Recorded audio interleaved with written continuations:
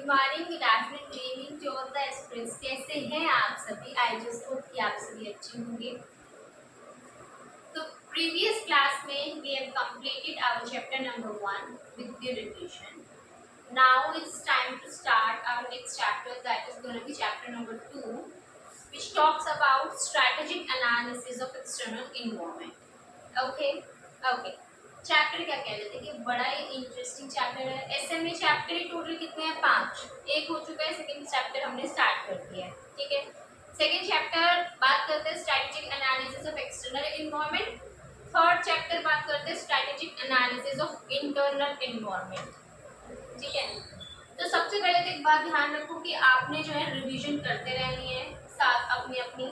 अगर मान लीजिए चैप्टर 1 के रिवीजन में दिक्कत आ रही है तो रिवीजन क्लास देख लो, छोटी सी क्लास है, टेक्निक्स के साथ सारा चैप्टर रिवाइज हो जाएगा और याद भी रहेगा। ठीक है, तो मेमोराइज करना आसान हो जाएगा। साथ में सारे कॉन्सेप्ट्स अगर आपको डीपली अच्छे से देखने हैं तो अपने रेगुलर क्लासेस देख लो, वो भी छोटी छोटी क्लासेस है, 30 मिनट 45 मिनट्स ऐसी सी क्लासेस अपलोड की, इसमें क्वांटिटी थोड़ी सी ज़्यादा है। ठीक है, अदरवाइज क्लासेस ज़्यादा नहीं है, टाइम की वजह से वो ज़्यादा है। सो नाउ अगर हम बात करते हैं about this chapter, chapter number 2 strategic analysis of external environment. Strategy हमने पढ़ी, क्या होती है? एनालिसिस मतलब उसको देखना, भाई हमारे इंटरनल एनवायरनमेंट एंड हमारे एक्सटर्नल एनवायरनमेंट को स्ट्रैटेजिकली देखना, ताकि हम क्या कर सके, अपने आप फ्लरिश कर सके। सीधी सी बात, ऑर्गेनाइजेशन फ्लरिश हो सके, ऑर्गेनाइजेशन अचीव कर सके अपने गोल्स ऑब्जेक्टिव टारगेट्स। तो इस चैप्टर को समझने के लिए सबसे पहले टर्म, एक्सटर्नल नहीं, सबसे पहले टर्म जरूरी है, इन्वायरमेंट को समझना। इन्वायरमेंट क्या होता है, क्या है ये इन्वायरमेंट? हम कहेंगे हमारा, मेरे लिए क्या इन्वायरमेंट है? मेरा जो वातावरण है, दिस इज माय इन्वायरमेंट। नहीं, इन्वायरमेंट का मतलब होता है बेसिकली सराउंडिंग्स, चाहे वो बाहर के वातावरण भी हो सकते हैं और हमारे आसपास के जो लोग हैं ना, वो भी काइंड ऑफ हमारा इन्वायरमेंट ही होते हैं, क्योंकि वो हमारे सराउंडिंग्स होते हैं। अगर आप देखेंगे कि आपके साथ में रहने वाले इंसान का जिस तरह से बिहेवियर होगा ना, आपके अंदर भी वही होगा। अगर मान लीजिए वो खुश है तो आप भी खुश रहने लग जाएंगे, तो उस पर्सन का इम्पैक्ट हमारे ऊपर आता है। तो इसी तरह से एक इन्वायरमेंट का इम्पैक्ट एक ऑर्गेनाइजेशन के ऊपर आता है।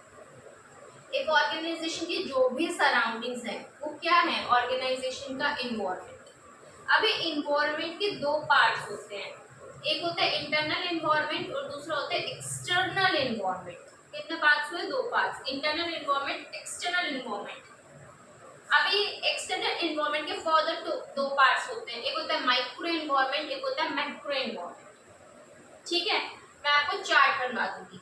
और हमारे इधर इंटरनल इन्वायरमेंट में हम दो चीजें इधर एनालाइज करते हैं, एक तो हम एक होती है हमारी स्ट्रेंथ, एक हमारी वीकनेस, और एक्सटर्नल में हम एनालाइज करते हैं अपॉर्चुनिटीज एंड थ्रेट्स। मेरे साथ में चार्ट बनाएंगे सभी। देखो, हमने क्या बात करी? इन्वायरमेंट। इन्वायरमेंट हमारा दो टाइप का होता है, एक हमारा होता है इंटरनल, एक हमारा होता है एक्सटर्नल। एक्सटर्नल के फर्दर दो पार्ट्स होते हैं, एक होता है माइक्रो, एक होता है मैक्रो। ठीक है, मैक्रो के अंदर हम क्या देखते हैं? मैक्रो के आगे और एक कैटेगरी आ जाते हैं, that is the pastel analysis. ठीक है, और सबसे ज्यादा मेजर चीज हम इसके अंदर क्या देखते हैं? इंटरनल में जो है वो देखा जाता है हमारी स्ट्रेंथ और हमारी वीकनेस। ये मेरे साथ में चार्ट बनाएंगे। और एक्सटर्नल में देखा जाता है हमारी अपॉर्चुनिटीज और हमारे थ्रेट्स। ठीक है, तो ये छोटा सा पार्ट है, ये कैटेगराइजेशन है इन्वायरमेंट के। हम टर्म समझ रहे हैं किसको? इन्वायरमेंट। इस इन्वायरमेंट को समझने के लिए हमने देखा भाई इन्वायरमेंट हमारे दो तरह के होते हैं, एक होता है हमारा इंटरनल इन्वायरमेंट, हमारा मतलब किसका इन्वायरमेंट हम देख रहे हैं, किसके पॉइंट ऑफ व्यू को देखा जा रहा है इस इन्वायरमेंट में? ऑर्गेनाइजेशन के इन्वायरमेंट को एनालाइज करने की कोशिश कर रहे हैं। ठीक है, तो ऑर्गेनाइजेशन के इन्वायरमेंट में एक होता है उसका इंटरनल इन्वायरमेंट, एक होता है उसका एक्सटर्नल इन्वायरमेंट। एक्सटर्नल में भी इसके दो पार्ट्स होते हैं, एक होता है माइक्रो एनवायरनमेंट और एक होता है मैक्रो एनवायरनमेंट। समझेंगे, टर्म समझो। स्ट्रेंथ क्या है, वीकनेस क्या है, अपॉर्चुनिटीज क्या है एंड थ्रेट्स क्या है। मेरे अंदर जो जो खूबियां हैं, मेरे अंदर की जो भी अच्छाइयां हैं वो मेरी स्ट्रेंथ, मेरे अंदर की जो जो भी कमजोरियां हैं वो है मेरी वीकनेस। मेरी ऑर्गेनाइजेशन के बाहर जो भी अच्छी एक्टिविटीज चलती हैं जिससे कि मैं अपने आप को प्रॉफिटेबल बना सकती हूँ, suppose I am the organization, तो मेरे बाहर जो जो भी एक्टिविटीज चलती हैं जिनकी वजह से मैं अपने आप को अच्छा बना सकती हूँ और बेटर डेवलप कर सकती हूँ, वो मेरी अपॉर्चुनिटीज। और मेरी ऑर्गेनाइजेशन के बाहर क्या क्या क्या क्या अनफेवरेबल चल रहा है वो हो जाएंगे मेरे, बताएंगे, वो हो जाएंगे मेरे थ्रेट्स। तो मेरी जितने भी इनहेरेंट लिमिटेशंस हैं या मेरी जितनी भी इनहेरेंट बेनिफिट्स हैं, मतलब हम बोल देते हैं कि हमारी जितनी भी इनहेरेंट कैपेबिलिटीज हैं वो गए स्ट्रेंथ और वीकनेस, और मेरी एक्सटर्नल फेवरेबल कंडीशंस या अनफेवरेबल कंडीशंस हैं वो हो गया मेरा अपॉर्चुनिटीज एंड थ्रेट्स। ठीक है, एक ऑर्गेनाइजेशन के अंदर की बात करते हैं। ऑर्गेनाइजेशन की मार्केटिंग टीम बहुत अच्छी है, क्या है स्ट्रेंथ या वीकनेस, बताएंगे। एक ऑर्गेनाइजेशन में जो स्टाफ है वो प्रॉपरली एजुकेटेड है, प्रॉपरली उसकी ट्रेनिंग प्रोवाइड की जाती है टाइमली, अच्छे से हम देखते हैं कि उनको भाई वेल बैकग्राउंड है या नहीं है, अच्छे से उनको एक्सपीरियंस है या नहीं है, ये चीज़ होना क्या है मेरी, ये दोनों है मेरी अंदर की स्ट्रेंथ। मेरी ऑर्गेनाइजेशन में लेबर टर्नओवर बहुत ज़्यादा है, कमी है, ये मेरी कमी है, क्या हो गया, ये मेरी वीकनेस हो गई।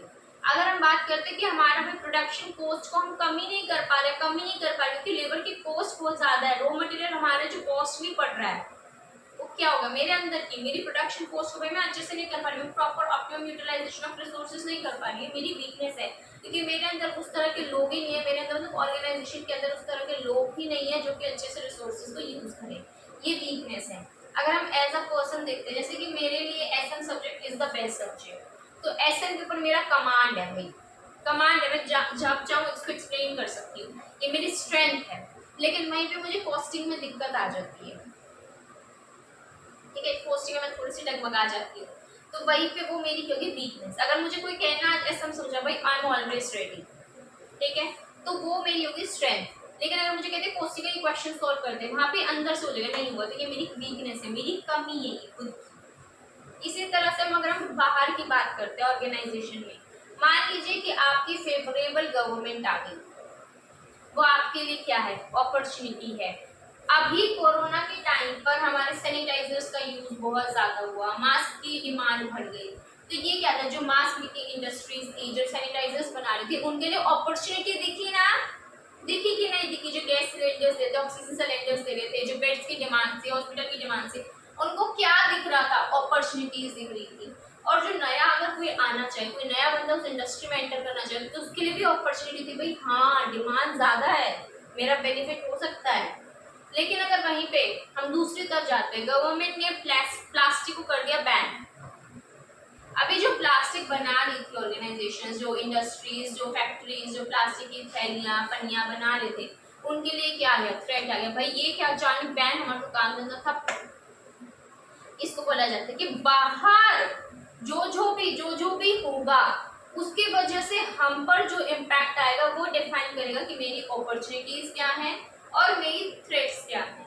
उसकी हेल्प से आपको पता चलता है कि भी मैं अपनी अंदर की चीज़ों को यूज करके किस तरह से अपॉर्चुनिटीज को ग्रैब करूं या थ्रेट से अपने आप को बचा सकूं। मेरी अंदर की जो वीकनेस, देखो अगर ऑर्गेनाइजेशन के अंदर की वीकनेस है, ऑर्गेनाइजेशन सबसे पहले उसके ऊपर काम करे कि भाई हमें अपनी वीकनेसेस को कम करना है, हमारे अंदर जो भी इनहेरेंट लिमिटेशंस है हमें उनको वर्क करना है अपनी स्ट्रेंथ को यूज करके, ताकि उनके द्वारा आया गया जो डिसएडवांटेज है वो कम हो सके। फिर उस इंटरनल फैक्टर्स को यूज करके ऑर्गेनाइजेशन बाहर की अपॉर्चुनिटीज को ग्रैब करती है, ठीक है। तो अगर इंटरनली तुम स्ट्रॉन्ग होगे जब तो तुम बाहर के फैक्टर्स को ऑप्ट कर पाओगे। तो ये कहते हैं कि इंटरनल इन्वायरमेंट एक बहुत ही क्रूशियल रोल प्ले करता है ऑर्गेनाइजेशन में, ताकि वो बाहर की चीजों को अडॉप्ट कर सके। अभी पता है इसको strength, weakness, opportunities and threats, इसका एक एनालिसिस होता है, स्वॉट एनालिसिस, जो आप आगे पढ़ेंगे, SWOT ऐसे करके आप कुछ 4 टर्म्स पढ़ेंगे, ठीक है। लेकिन अभी मैं दे रही हूँ अंडरस्टैंडिंग अबाउट द इन्वायरमेंट। तो ये जो हमारा है इसको स्वॉट एनालिसिस बोलते हैं, जो कि ऑर्गेनाइजेशन के अंदर एक बहुत ही क्रूशियल रोल प्ले करता है। तो इसको अभी हम और डीपली अंडरस्टैंड करेंगे with the help of an example of McD. आइए लो देखेंगे एग्जांपल ऑफ द मैकडी। ठीक है, गूगल से निकाला है तो इसीलिए डायरेक्ट आपको दिखा रही हूँ वो द सिस्टम क्या कहता है। ये सबसे पहले हमारी आती है इसके अंदर कुछ स्ट्रेंथ। मैकडी का एग्जांपल है ये, ठीक है। अभी मैं कहाँ तुम्हें लिखा दिखाऊँ मैकडी, मतलब यार मैकडी का यार समझ जाओ ना, ये आ गया लो। ठीक है, देखो ये मैकडी का एग्जांपल है, उसके हम पढ़ेंगे कुछ स्ट्रेंथ, उसके पढ़ेंगे कुछ weaknesses, opportunities and threats. I hope you getting my point. Strength में क्या लिखा है पढ़ेंगे फटाफट से। The most valuable food, fast food brand. देखो मेरी ब्रांड इमेज का बढ़ना, मार्केट में मेरी एक ब्रांड इमेज बनना, ऐसे ही पर्सुएसिव ब्रांड का रिकॉग्निशन, ये भी यही पॉइंट है। ठीक है, तो मार्केट में ब्रांड इमेज का आना, मार्केट में मेरे ब्रांड की रिकॉग्निशन होना, ये सभी क्या है मेरे अंदर के फायदे हैं। स्ट्रेंथ, ठीक है, मैं क्विक सर्विस देता हूँ, मेरी स्ट्रेंथ।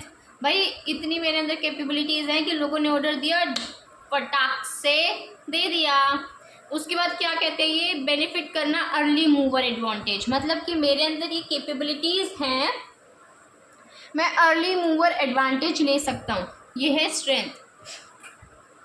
वहीं अगर हम बात करते हैं अबाउट दी वीकनेसेस, टर्नओवर ज़्यादा है एम्प्लॉयज़, मतलब छोड़ के एम्प्लॉयज़ जल्दी जाते हैं, मतलब मेरे मेन्यू में डिक्लाइन हो रहा है। मेन्यू में क्यों डिक्लाइन हो रहा है कि भाई लोग उस प्रोडक्ट को डिमांड ही नहीं कर रहे।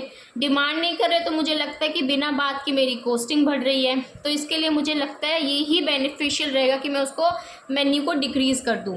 और अब मेन्यू की जो पॉपुलैरिटी है वो डिक्लाइन हो रही है, तो मेन्यू की पॉपुलैरिटी मतलब जो मेन्यू को लोग, देखो इसमें से ना हमने एक वीकनेस निकाल दी। इसमें तो ये लिखा था कि भाई मेरे जो मेन्यू को लेकर पॉपुलैरिटी थी ना लोगों में, वो कम हो गई, लेकिन इसके अंदर हम एक डेफिशिएंसी ये भी लिख सकते हैं कि मैं अपने मेन्यू के आइटम्स को रिड्यूस कर रहा हूँ। ठीक है, और वो क्यों कर रहा हूँ उसका reason I am already given you earlier. Dependency upon the franchises, भाई जैसे जैसे फ्रेंचाइजीज कहेंगी हमें वैसे ही काम करना पड़ेगा। उसके बाद मेरा कॉस्ट कंट्रोल अच्छे से नहीं हो रहा है, ये मेरी वीकनेस। पाता जी अपॉर्चुनिटी, इनोवेटिव प्रोडक्ट्स हम ला सकते हैं, ग्लोबली हम फैले हुए हैं, हेल्थ के ऊपर हम फोकस ध्यान रखते हैं। अभी आजकल के टाइम पर फिटनेस बहुत ज़्यादा चल रही है, भाई लोग ना हेल्थ कॉन्शियस हो रहे हैं। जिस तरह से देख रहे हैं ना अभी आप भी कि लोग बीमार ज़्यादा होने लग गए, ये हार्ट अटैक्स वगैरह बहुत ज़्यादा इंक्रीज़ हो गए हैं, तो उसको देखते हुए लोग ना हेल्थ को लेकर बहुत कॉन्शियस हो गए हैं। तो उसके लिए मैकडी कहते हैं भाई हम हेल्थ को देखते हुए ही अपने प्रोडक्ट्स को बनाते हैं, तो ये उनके लिए क्या होगी, उनकी अपॉर्चुनिटीज़। देखो ये वाला। उसके बाद मैंने क्या कहा, मोबाइल ऑर्डरिंग एंड डिलीवरी किया, मोबाइल के ऊपर भी ऑर्डर एंड डिलीवर कर देते हैं, जैसे जोमेटो स्विगीज हम लाए, तो ये हमारे लिए अपॉर्चुनिटी थी। थ्रेड्स, कंपटीशन बहुत ज़्यादा है भाई, मैकडी के लिए आज ही इतने ज़्यादा थ्रेड्स हैं। बर्गर किंग हो गया, और कौन है, देखो मैं तो जाती नहीं ज़्यादा, तो मैकडी, बर्गर किंग, और कौन है भाई, उनके तो मैं गई भी नहीं सच्ची बताऊँ। उसके बाद कल्चरल थ्रेड्स देख लीजिए अलग अलग कंट्रीज़ के अंदर। हाँ देखो डिफरेंट कंट्रीज़ में डिफरेंट कल्चर चलते हैं। अभी जैसे अगर हम बात करें दिल्ली में आजकल मोमोज़ बड़े चल रहे हैं, जिसकी वजह से लोगों का ये बर्गर्स वगैरह, ये पैटीज़, बर्गर्स, फ्राइज़, इन पे से ध्यान हट गया। तो कहते हैं अलग अलग कंट्रीज और ये तो हमने स्टेट की बात कर दी। नेपाल में जाएंगे वहाँ पर प्रेफरेबल फूड अलग होगा, थाईलैंड में जाएंगे वहाँ पे प्रेफरेबल फूड अलग होगा, इंडिया में जाएंगे वहाँ पे प्रेफरेबल फूड अलग होगा। तो इस वजह से इनके लिए थ्रेड्स बना रहता है। कंटेम्प्रेरी फास्ट फूड ट्रेंड्स, और उसके बाद हमारे imitation and counteraction to the counterfeit, मतलब भाई हमारे यहाँ पर ना काउंटरफीट करना ऑपरेशंस को, अलग अलग एक्टिविटीज़ होती है ना, उसके लिए दिखाया गया है। इसी तरह से मैंने एक और एग्जाम्पल निकाला था, ये मैकडी का ही है, गूगल से ही पढ़ेंगे, वही ब्रांड है। उसके बाद कहते हैं कि हम कहते हैं कि हमारे ना फ्राई सबसे बेस्ट है, तो ये हमारी स्ट्रेंथ है। ये पता है बेस्ट एग्जांपल दे दिया उसी के तरह का, जैसे मैंने कहा था कि मेरा एसएम बेस्ट है, तो वो मेरी एसएम मेरा स्ट्रेंथ है। ये कहते हैं कि मेरे फ्राई सबसे बेस्ट है, तो ये मेरी स्ट्रेंथ है। समझ रहे हैं आप बात को, बिल्कुल। उसके बाद कहते हैं कि रियल एस्टेट हमारे पास बहुत सारी हैं, हमने कहा very good, very very good, ये उनकी स्ट्रेंथ हो गई। टेक्नोलॉजी को हम जब भी ऑप्ट कर लेते हैं, हमारे यहाँ पर मार्केटिंग के कस्टमाइजेशंस के ऑप्शंस हैं। हाँ कस्टमाइजेशंस क्या, देखो आप खुद कहकर भी बनवा सकते हैं। अगर आपको कोई चीज़ हटवानी है ना तो आप हटवा सकते हैं। तो कस्टमाइजेशन की फैसिलिटीज़ हमारे पास बहुत अच्छी हैं, तो दैट इज़ वाई हमारी स्ट्रेंथ है।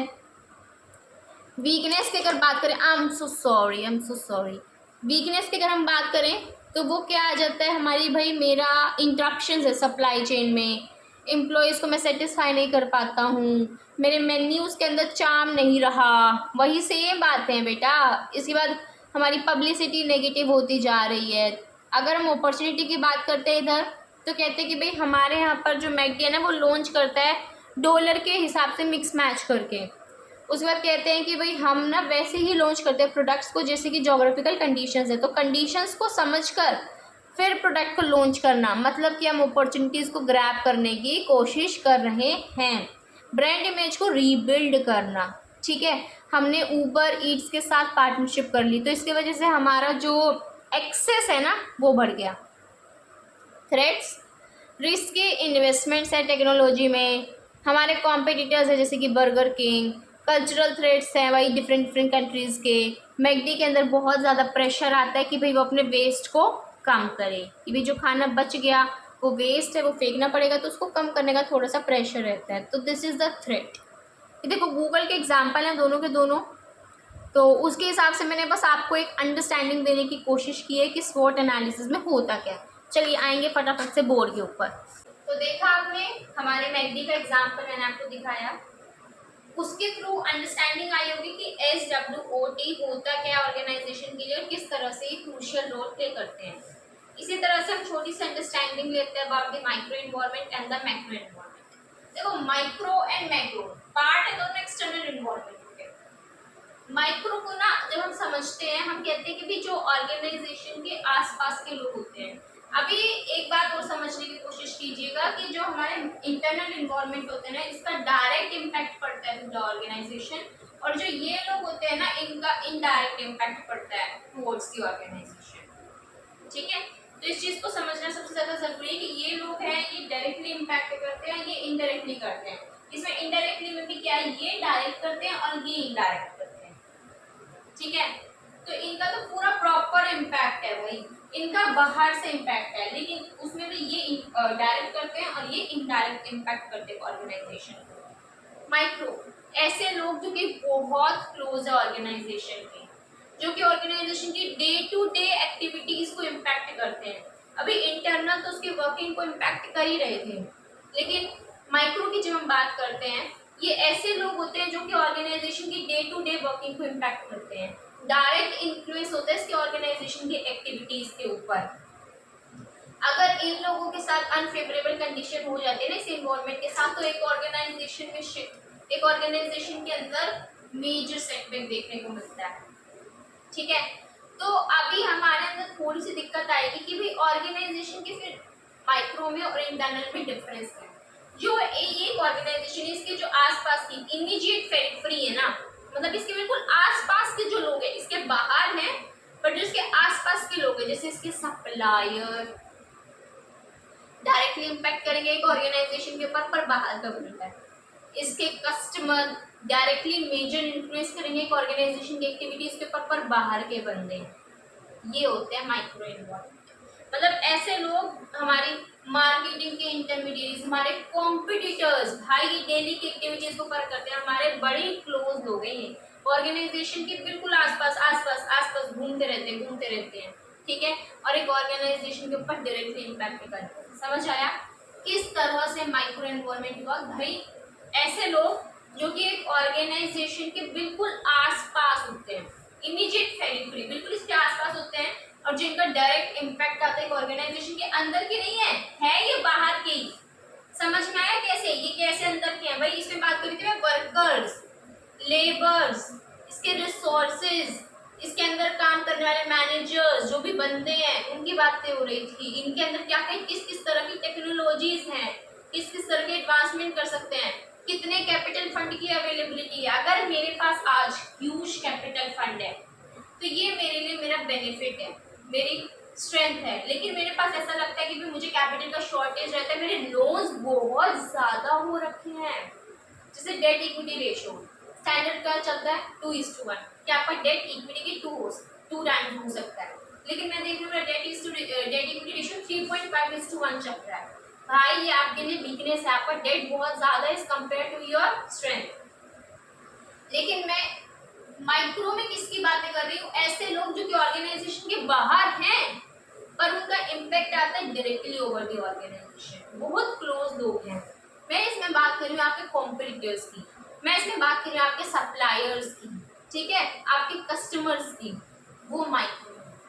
मैक्रो एनवायरनमेंट जो कि इनडायरेक्टली इम्पैक्ट करता है लेकिन ऑर्गेनाइजेशन के ऊपर इनका बहुत बड़ा इन्फ्लुएंस होता है। पेस्ट में क्या है, political, economic, social, technological, legal और इन्वायरमेंटल, ये फैक्टर्स हैं जो कि कंसीडर किए जाते हैं in the macro environment. Political, भाई सरकार का क्या इन्फ्लुएंस है, ठीक है, सरकार का आना जाना, उनके द्वारा डिसीजंस लेना, एडमिनिस्ट्रेटिव डिसीजंस, उनके द्वारा जो रेगुलेशंस, रूल्स एंड रेगुलेशंस पास किए जाते हैं वो देखना बहुत ज़रूरी होता है एक ऑर्गेनाइजेशन के लिए। उस बाद इकोनॉमिक, इकोनॉमिक में आ जाते हैं जैसे कि जो हमारा ग्रोथ रेट चलता है, जो जीडीपी रेट है हमारा, इन्फ्लेशन रेट है, डिफ्लेशन है, इनकम, नेशनल इनकम हमारी क्या चल रही है, ये जो इन्वायरमेंट है, इकोनॉमिक फैक्टर्स, आपने इकोनॉमिक्स पढ़ी है, उसके अंदर जितने भी फैक्टर्स होते हैं वो एक ऑर्गेनाइजेशन के ऊपर इम्पैक्ट डालेंगे। बिल्कुल। सोशल, सोशियो कल्चरल फैक्टर्स, समाज सेवा करना इज वेरी वेरी इंपॉर्टेंट। तो अगर आप पता है अगर आप सोसाइटी को सर्व करते हैं ना तो सोसाइटी के सामने आपकी इमेज बढ़ती है, जैसे कि रतन टाटा जी करते थे, तो उनके उन एक्टिविटीज की वजह से टाटा ग्रुप का नाम अपने आप, प्रेस्टीज उसके अपने आप ऊपर बढ़ गई। टेक्नोलॉजिकल, अब आप कहिए कि मैंने कहा था इसमें भी टेक्नोलॉजी का अच्छा ना, टेक्नोलॉजी आपके पास कैसी है, उसके पास उसके लिए फंड्स की अवेलेबिलिटी कितनी है वो इधर आएगी।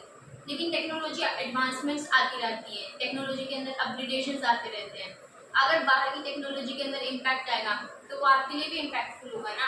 अगर आपके पास फंड्स की अवेलेबिलिटी है, अपने इन्वायरमेंट इंटरनल स्ट्रेंथ को यूज करके आप बाहर की अपॉर्चुनिटी को जब भी ग्रैब कर लेंगे, आप तभी की तभी नई अपॉर्चुनिटी ले आएंगे, तभी की तभी आप अपनी टेक्नोलॉजी को यहाँ पर क्या कर लेंगे, इंट्रोड्यूस कर लेंगे, अदरवाइज आप लोग क्या बन जाएंगे, ठीक है। उसके बाद लीगल, भाई लॉज एंड रेगुलेशंस, एक्ट्स पढ़ना, सेक्शन पढ़ना, क्लोजेस पढ़ना, जैसे कंपनीज एक्ट के कंप्लायंसेस को पूरा करना, प्रिवेंशन ऑफ मनी लॉन्ड्रिंग को पूरा करना, सारे के सारे जितने भी रेगुलेशंस हमारे सेबी देता है, अगर आप लिस्टेड एंटिटी हैं, ठीक है, जितने भी आरबीआई के रूल्स एंड रेगुलेशंस बनाए जाते हैं उन सभी को कंप्लाई करना, इनकम टैक्स एक्ट को देखना, जीएसटी एक्ट को देखना, ये सारे जितने भी डायरेक्ट इनडायरेक्ट टैक्सेस वगैरह हुए, हमारे जितने भी रूल्स एंड रेगुलेशंस बनाए जाते हैं, जैसे जो बेसिक रूल्स होते हैं हमारे पोस्ट को लेकर हो गए, मिनिमम वेजेस के एक्ट हो गए, तो अलग अलग रूल्स एंड रेगुलेशंस को कंप्लाई करना is also very very important for an organization को, उसकी वर्किंग के ऊपर इम्पैक्ट डालता है। अभी प्लास्टिक, अभी आपके लिए क्वेश्चन है, गवर्नमेंट ने प्लास्टिक को बैन कर दिया, कि कौन से पेस्टल को दिखाता है, ये क्वेश्चन है, कमेंट सेक्शन में इसका आंसर चलेंगे। उसके बाद हमारा लास्ट आ जाता है इन्वायरमेंट के अंदर, इन्वायरमेंट के अंदर चेंज, जैसे कि टूरिज्म बढ़ रहा है, इंश्योरेंस के ऊपर ज़्यादा इम्पैक्ट आ रहा है, फार्मिंग के ऊपर ज़्यादा इम्पैक्ट आ रहा है, तो इन सब चीज़ों का इम्पैक्ट ओवर द ऑर्गेनाइजेशन भी आता है।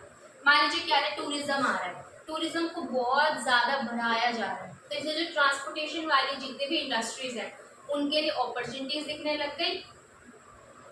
This is what the influence of macro environment PEST analysis over the working of the organization. तो ये सभी ना हमारे फैक्टर्स हैं। अभी इंटरनल जो है वो आपके नेक्स्ट चैप्टर का पार्ट है, सो वो अभी सिर्फ एक अंडरस्टैंडिंग के लिए मैंने बताया था, ठीक है। यहाँ पर हम किसको कवर करेंगे, हम प्रॉपर तरीके से कवर करेंगे किसको, इसको एक्सटर्नल फैक्टर को। बट उससे पहले मैं आपको ना वो चीज़ लिखवा देती हूँ स्वॉट एनालिसिस बना के, कि भाई स्वॉट आप जब आगे पढ़ेंगे ना बोले होंगे। तो अभी यहाँ पर हम क्या पढ़ते हैं, macro and micro and macro, जो अब बुक है, बुक के अंदर जो है डेफिनेशंस वही मैं हाईलाइट करके अच्छी अच्छी लाइन छिटवा के आपको लिखवाती हूँ। तो सबसे पहले अभी आप ये नोट डाउन करेंगे। सो मैंने अंडरस्टैंडिंग तो दे दी थी आपको रिगार्डिंग द माइक्रो एनवायरनमेंट, आपने वो लिख लिया होगा। अब आपकी न्यू स्लाइड आ गई है माइक्रो एनवायरनमेंट की, क्या कहता है ये, देखो जो पढ़ाया था ना सेम एग्जैक्ट वही बुक के अंदर लिखा है, क्या लिखा है। सबसे पहले भाई स्मॉल ए वेट,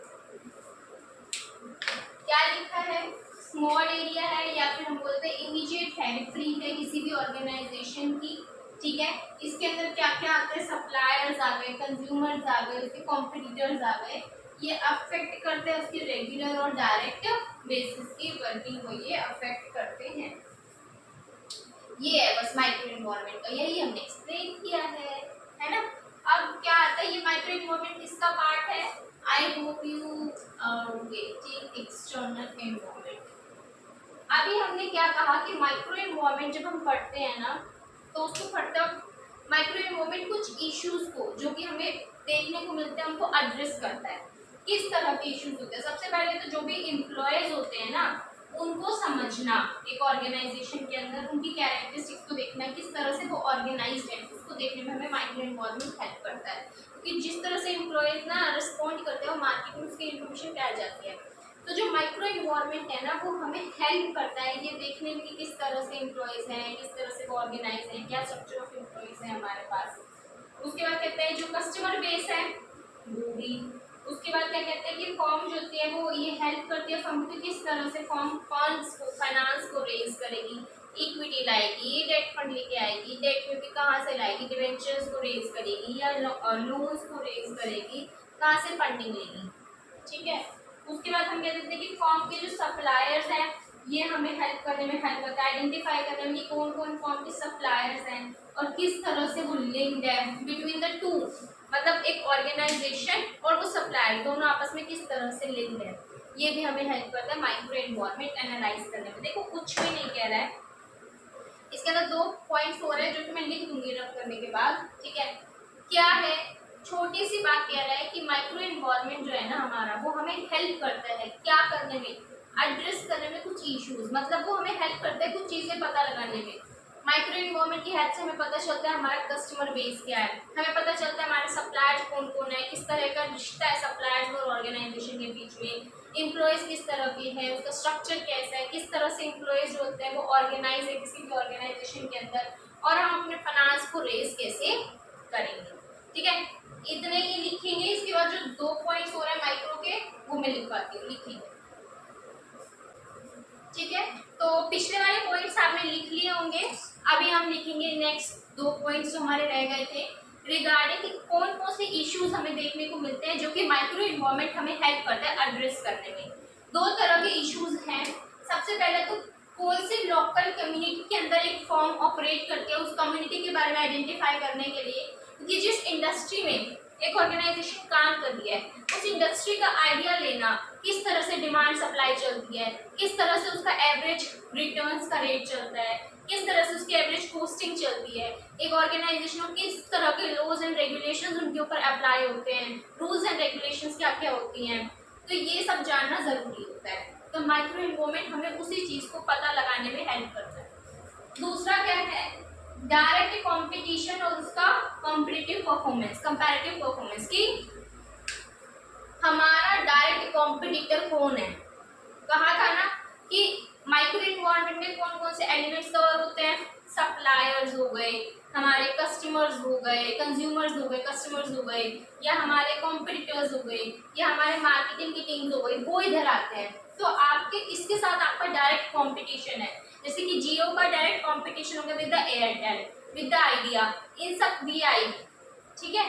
तो विद द वीआई के साथ हो गया या एयरटेल के साथ हो गया। इस चीज को आइडेंटिफाई करने में हमें कौन हेल्प करता है, माइक्रो इन्वायरमेंट, और उसका कंपैरेटिव परफॉर्मेंस, कंपैरेटिव एनालिसिस पढ़ा हुआ आपने अपने सीएफएस मॉडल के अंदर, ठीक है। तो सीएफएस मॉडल के अंदर हम क्या देखते हैं कि यहाँ पर कंपैरेटिव एनालिसिस किया जाता है कि हर एक साल का उस इंडस्ट्री में जितनी भी प्रेजेंट ऑर्गेनाइजेशंस है, एस्टिमेशन के बेसिस पे हम एनालाइज करते हैं कि किस तरह के उनके रेवेन्यूज, उनकी कॉस्टिंग चल रही है और उसके कंपैरिजन में हमारा कितना चल रहा है, ठीक है। तो इसी को देखकर ऑर्गेनाइजेशन ना अपने आगे की डिसीजंस मेकिंग करते हैं अपनी बॉडी मीटिंग में कि भैया ऐसा क्या करें जिससे कि हम बेटर परफॉर्म कर सके as compare to our competitors. तो कॉम्पिटिटर्स के बारे में जानना, वो कंपैरेटिव परफॉर्मेंस का एनालिसिस करना, ये सब चीजें करने में कौन हेल्प करता है, माइक्रो इन्वायरमेंट। ओके, लिखेंगे ये 2 पॉइंट। आई जस्ट होप कि आप लोग ऊपर के 2 पॉइंट्स लिख लिए होंगे। अब now it's time for macro environment. क्या कहता है ये, देखो मैक्रो इन्वायरमेंट के लिए कुछ इंपॉर्टेंट एलिमेंट्स होते हैं, पेस्टल और एक होता है डेमोग्राफिक इन्वायरमेंट, वो हम पढ़ेंगे। बट उससे पहले मैं जब आप बुक खोलेंगे उसमें कुछ एक लाइंस लिखी हैं जो कि मुझे लगा सही है, अच्छी है, तो इसलिए मैंने उनको लिख दिए थे। तो एक बार ये कुछ लाइंस देख लो, उसके बाद मैं अंडरस्टैंडिंग दूंगी about the pastel and demographic environment. देखेंगे क्या कहते हैं कि सबसे पहले तो ये ब्रॉडर डायमेंशन है इसकी, ये ज्यादा ब्रॉडर है as compare to the micro environment. Definitely भाई माइक्रो कैटलोज इमीडिएट टेरिटरी है ऑर्गेनाइजेशन, और ये ज्यादा ब्रॉडर है भाई, इसमें सारे फैक्टर्स आते हैं जैसे कि economic, socio cultural, political, technological factors, इन सभी फैक्टर्स को इसमें कंसीडर किया जाता है। ये ज्यादा ब्रॉडर है, इसकी ज्यादा ब्रॉडर डायमेंशन है। इसके अंदर ये वो फैक्टर्स को इंक्लूड करते हैं जो कि आउटसाइड हैं और जिनकी वजह से थ्रेट्स एंड अपॉर्चुनिटीज क्रिएट होती हैं।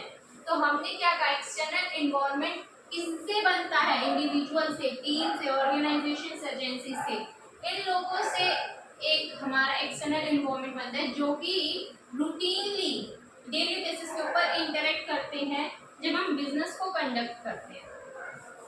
ठीक है, क्या कह रहे हैं,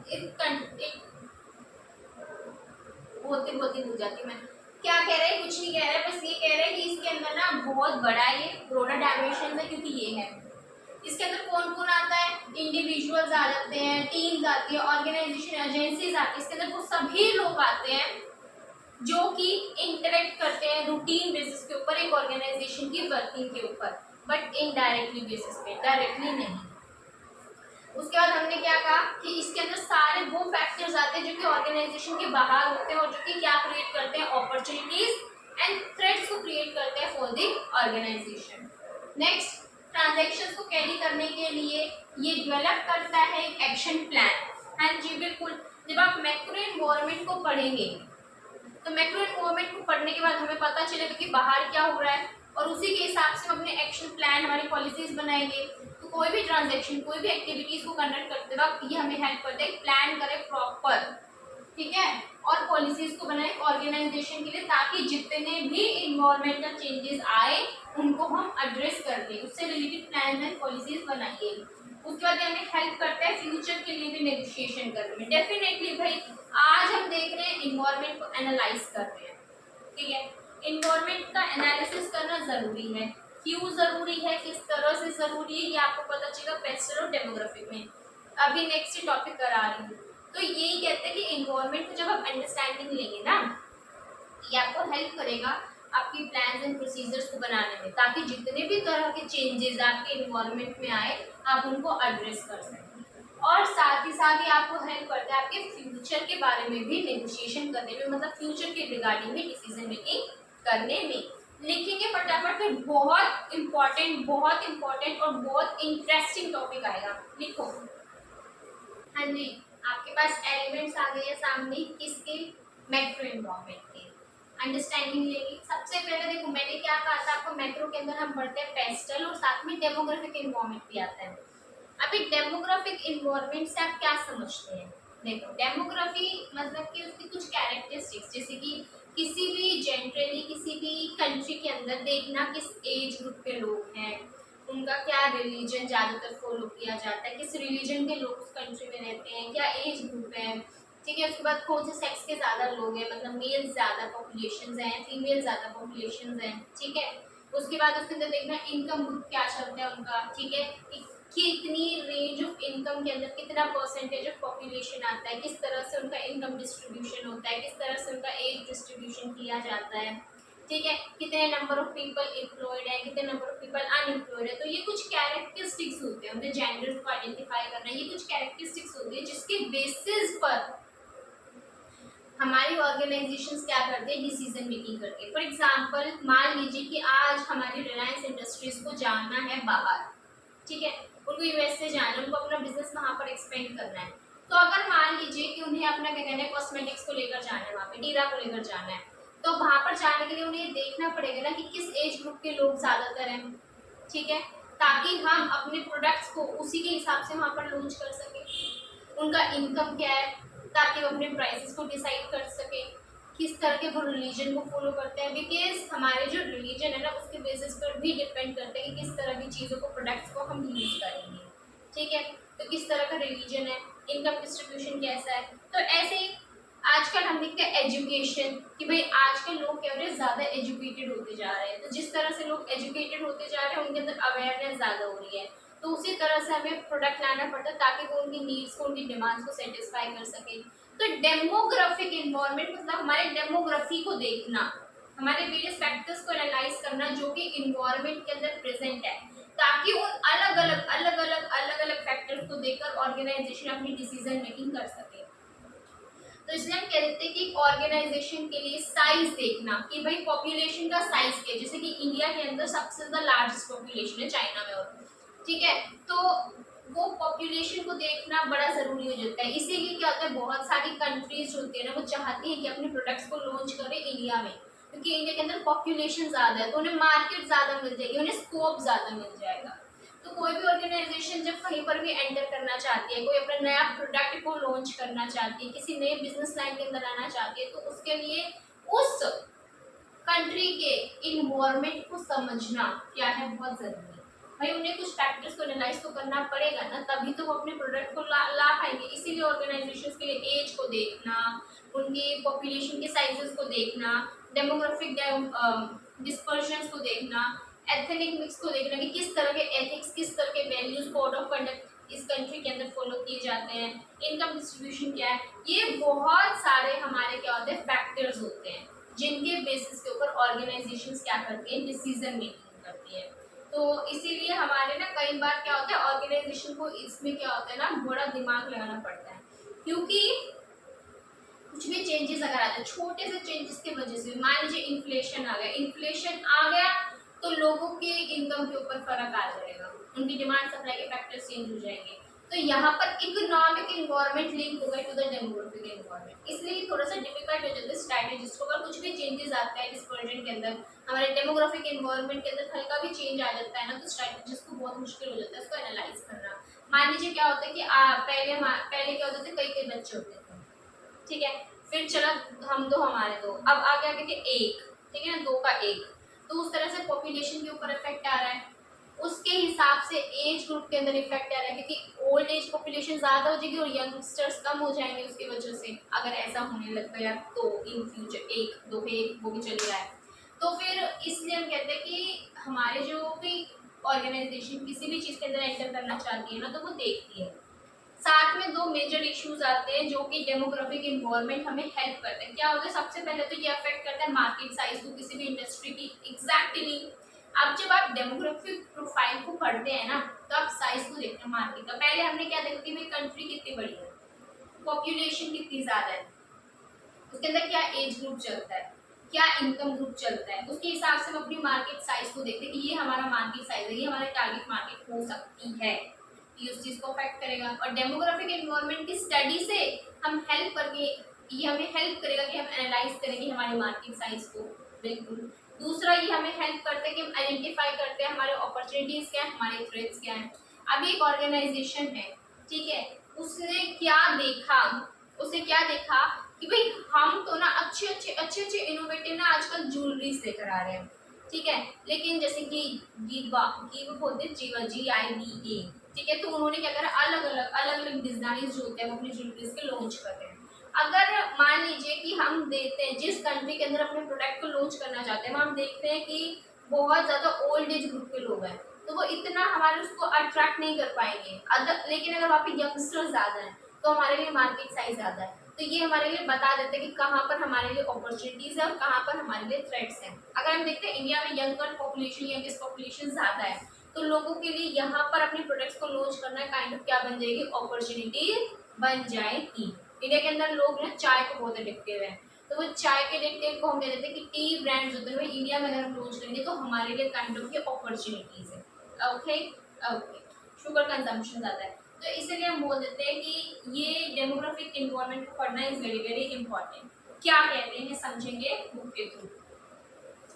ये बताता है कैरेक्टरिस्टिक्स पॉपुलेशन की, जिसके अंदर हम क्या देखते हैं, जैसे कि उनका एज क्या है, उनका जेंडर क्या है, उनका इनकम क्या है, ठीक है, उस पर्टिकुलर ग्रुप के, उस ग्रुप के।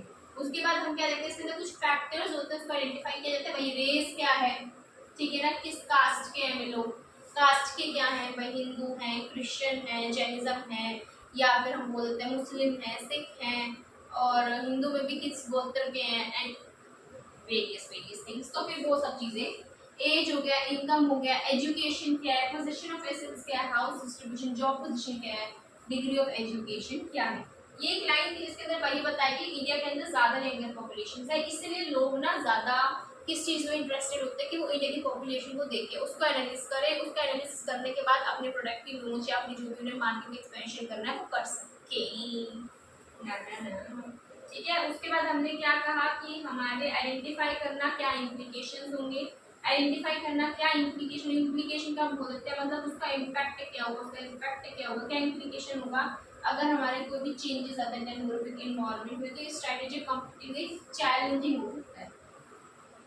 उसके बाद हमने कि जो फैक्टर्स है ना जैसे कि साइज, एज, डिस्ट्रीब्यूशन हो गया, डेमोग्राफिक डिस्पर्जन हो गया, एथनिक मिक्स हो गया, इनकम का डिस्ट्रीब्यूशन हो गया, ये बहुत ही ज़्यादा इम्पोर्टेंट होता है किसके लिए, हमारी ऑर्गेनाइजेशन के लिए। ये पता है ये ACC मतलब अकॉर्डिंग, ठीक है, IMD मतलब इम्पोर्टेंट। तो उसके बाद ना इसके अंदर 2 लाइन नोट लिखी थी मैंने कि ये हमें हेल्प करता है 2 इश्यूज को आइडेंटिफाई करने में। वो इश्यूज क्या होते हैं बताएंगे, बताएंगे।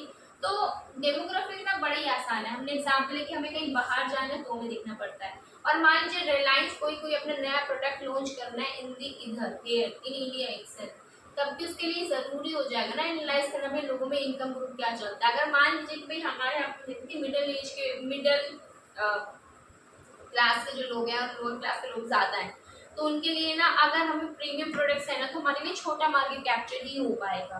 तो उन्हें एनालाइज करना पड़ता है कि अगर हमारे लिए छोटा मार्केट कैप्चर करके हम सेटिस्फाई करें, प्रॉफिट्स को ज़्यादा जनरेट कर रहे हैं, तो वो उसके हिसाब से अपने प्रोडक्ट्स को लॉन्च करेंगे, उसके हिसाब से उसकी प्राइसिंग करेंगे, उसकी एडवर्टाइजिंग करेंगे, उसके हिसाब से वो अपनी जितनी भी मार्केटिंग की स्ट्रेटेजीज हैं उनको अडॉप्ट करेंगे। अदरवाइज अगर उन्हें मिडिल क्लास के लिए जाना है या लोअर क्लास के लिए जाना है तो उन्हें अपने प्रोडक्ट के प्राइसेस लोअर रखने पड़ेंगे और ज़्यादा से ज़्यादा इनोवेटिव आइडियाज़ लेने पड़ेंगे। तो ये चीज़ें हो जाती है, इसीलिए हमें ये फैक्टर्स को आइडेंटिफाई करना पड़ता है कि किस एज ग्रुप के लोग हैं, क्या रेस हैं, क्या एथिक्स वो फॉलो करते हैं, किस तरह के रिलीजन को वो फॉलो करते हैं, इनकम का फैक्ट कितना इनकम का उनका लेवल चलता है। देखते हैं ना क्लास ऑफ इनकम 5 लाख से 10 लाख के लोग अर्निंग करने वाले इनकम इस ग्रुप में आते हैं, इतना परसेंटेज ऑफ पॉपुलेशन किस कंट्री का वो होल्ड करते हैं। तो ये सभी क्या करते हैं, ऑर्गेनाइजेशंस को डिसीजन लेने में हेल्प करते हैं। और जब एक ऑर्गेनाइजेशन इन्वायरमेंट को एनालाइज करती है ना तो उसके लिए ज़रूरी होता है भाई वो इन सभी फैक्टर्स को कंसीडर, अदरवाइज वो कैसे अपने डिसीजन मेकिंग करेगी। ठीक है, तो वो 2 फैक्टर्स मैं इश्यूज लिख पाऊंगी, but before that right it down. ठीक है, वो लिख लिया होगा। और वो 2 लाइंस रह गई थी ना, तो वही बता रही हूँ मैं कौन कौन से इश्यूज हैं जो कि एड्रेस करते हैं। सबसे पहले तो ये डेमोग्राफिक जो ट्रेंड है हमें बताते हैं कि कैसे, ये हमें बताते हैं किस तरह से डेमोग्राफिक ट्रेंड ये अफेक्ट करता है मार्केट की साइज को। और दूसरे ये बताते हैं कि कैसे डेमोग्राफिक जो ट्रेंड है वो अपॉर्चुनिटीज एंड थ्रेट्स को रिप्रेजेंट करता है। हमने वो देख ली किस तरह से ये अपॉर्चुनिटीज एंड थ्रेट्स को दिखाता है। अगर हम डेमोग्राफिक ट्रेंड को पढ़ते हैं तो किस तरह से पता चलता है कि क्या क्या हमारी अपॉर्चुनिटीज़ है, क्या क्या हमारे थ्रेट्स हैं। और ये भी हमने देख ली किस तरह से ये अफेक्ट करता है मार्केट के साइज को। तो किसी भी अगर डेमोग्राफिक फैक्टर के अंदर चेंज हुआ तो मार्केट साइज के अंदर चेंज हो जाएगा। ओके, लिखेंगे ये दोनों points. So we have completed our topic of demographic environment. अभी next topic आ गया है which talks about socio-cultural environment. क्या कहता है देखो, फेस्टिवल के एलिमेंट स्टार्ट हो गए हैं। इसके अंदर हमें कितने एलिमेंट्स पढ़ने हैं, PES TLE 6 एलिमेंट्स पढ़ने हैं, जिसके अंदर S के ऊपर हम आ गए सोशियो कल्चरल। तो क्या कहते हैं कि सोसाइटी के बारे में पढ़ना, कि जिस भी कंट्री के कंट्री को अपने गुड्स एंड सर्विसेज अपने प्रोडक्ट्स को आप सर्व करना चाहते हैं उधर की सोसाइटी के बारे में समझो। क्या सोसाइटी का इन्वॉल्वमेंट चलता है, मतलब उधर के रहने वाले लोगों के क्या बिलीफ सिस्टम्स हैं, क्या एथिक्स को वो फॉलो करते हैं। ठीक है, उसके बाद किस तरह का बिहेवियर, किस तरह का ह्यूमन रिलेशनशिप्स को वो डेवलप करते हैं, क्या कोड ऑफ कंडक्ट एक्टिविटीज उनकी अफेक्ट होता है ड्यू टू देयर वैल्यूज।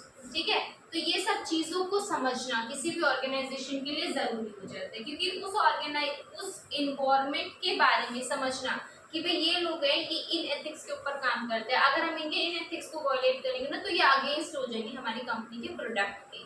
ठीक है, तो कुछ भी नहीं है, सोशल ट्रेडिशंस, किस तरह के ट्रेडिशंस को फॉलो इधर किया जाता है, वेस्टर्न कल्चर को ज़्यादा फॉलो किया जाता है या फिर इंडियन कल्चर्स को ज़्यादा फॉलो किया जाता है, किस तरह। अगर मान लीजिए आप किसी भी टेक्सटाइल इंडस्ट्री के अंदर आना चाहते हैं, ठीक है, या फिर वुमेन गारमेंट्स के अंदर आना चाहते हैं, तो उधर के कल्चर को समझना भी तो ज़रूरी है ना, ताकि आप अपने प्रोडक्ट को उसी तरह से आप अपने जितने भी नए नए डिज़ाइन आते हैं उसको लॉन्च कर सकें। तो ये वही कहते हैं कि भाई उनके किस ट्रेडिशन की तरफ जाते हैं कि भाई हमें सिल्क साड़ीज की तरफ ज़्यादा जाना है, कांजीवरम की तरफ ज़्यादा जाना है, या फिर हमें बिल्कुल नेट वाली जो भी वटेवर है तो उसकी तरफ ज़्यादा जाना है।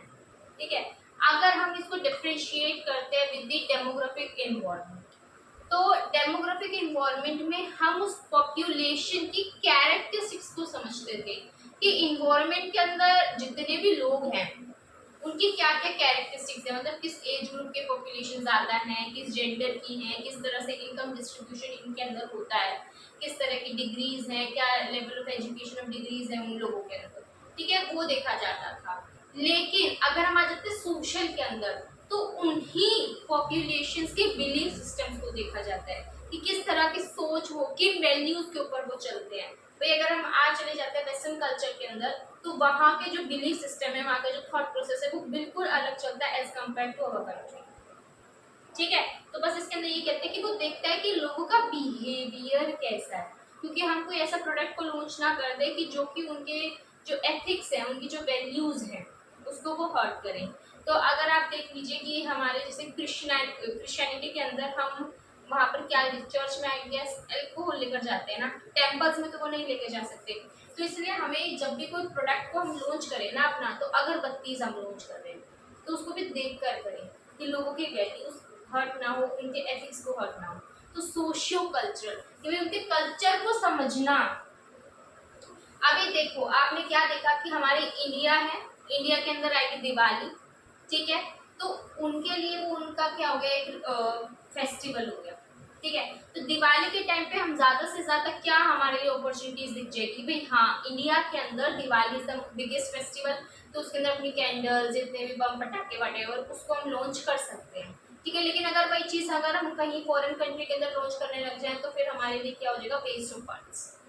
तो इसलिए हो जाता है ज़रूरी कि आप पहले क्या करें, भाई सोसाइटी को समझें, किस तरह के सिस्टम्स, किस तरह के वैल्यूज बिलीफ सिस्टम वो फॉलो करते हैं, ताकि किसी तरह के भी कॉन्फ्लिक्ट्स आगे अराइज ना हो। अभी यही चीज़ें अगर आप अच्छे से किसी भी सोसाइटी की वैल्यूज को नहीं समझेंगे ना, तो कंपनी के प्रोडक्ट को अल्टीमेटम क्या आएगा, इम्पैक्ट आएगा। हाँ जी, और उसके बाद ये कहते हैं कि हमारी ऑर्गेनाइजेशन के लिए ये डिफिकल्ट हो जाता है कि अपनी कोर वैल्यूज को चेंज करना। अभी क्या है ना, एक चीज और अगर आप समझेंगे कि ऑर्गेनाइजेशन भी कुछ कोर वैल्यूज को फॉलो करती है, और जिस एनवायरनमेंट में वो काम करते हैं उसके लोगों की भी कुछ कोर वैल्यूज होती है। तो इसीलिए भी ऑर्गेनाइजेशन के लिए समझना जरूरी हो जाता है, क्योंकि ऑर्गेनाइजेशन की वैल्यूज वो कॉन्फ्लिक्ट में नहीं होनी चाहिए क्योंकि सोसाइटी की वैल्यूज। तो इसलिए भी इन्वायरमेंट को एनालाइज करना जरूरी हो जाता है। देखेंगे बुक में क्या लिखा है। सबसे पहले तो हमने क्या कहा कि क्या क्या इसके अंदर फैक्टर्स आते हैं, सोशल के ट्रेडिशन देखना, उनकी वैल्यूज देखना, उनके बिलीव्स क्या है, किस तरह के स्टैंडर्ड ऑफ लिटरेसी को फॉलो करते हैं। ठीक है, सोसाइटी की स्टेट क्या है बेसिकली। उसके बाद हम क्या कह देते हैं कि ये अफेक्ट करते हैं डिमांड को कंपनी के प्रोडक्ट और कैसे वो ऑपरेट होता है।